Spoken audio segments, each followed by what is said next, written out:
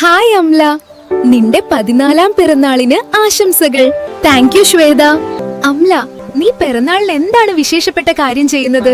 എന്റെ ഈ 14ാം പിറന്നാൾ ദിനത്തിൽ വിശേഷപ്പെട്ട ഒരു കാര്യം തന്നെയാണ് ചെയ്യുന്നത്.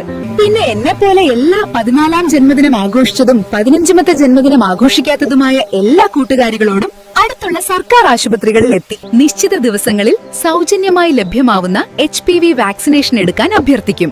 എന്താണ് HPV വാക്സിനേഷൻ? നമ്മൾ പെൺകുട്ടികൾക്ക് ഭാവിയിൽ വന്നേക്കാവുന്ന മാരകമായ ഒരു രോഗമാണ് ഗർഭാശയ ഗള ക്യാൻസർ അഥവാ സെർവിക്കൽ ക്യാൻസർ. ഇത് HPV അഥവാ ഹ്യൂമൻ പാപ്പിലോമ വൈറസ് ആണ് പകർത്തുന്നത്.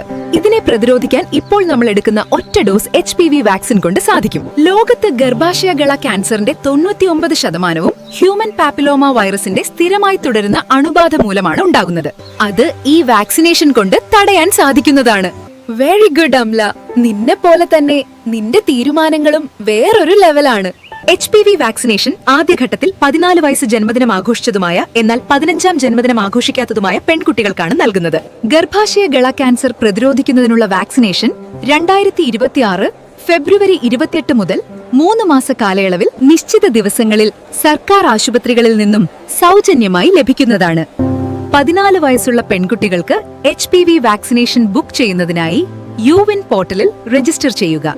ഗർഭാശയ ഗള ക്യാൻസറിനെതിരെ HPV വാക്സിൻ ഒറ്റ കുത്തിവെപ്പിലൂടെ സുരക്ഷിതത്വം, പ്രതിരോധത്തിനായുള്ള ചുവടുവയ്പ്.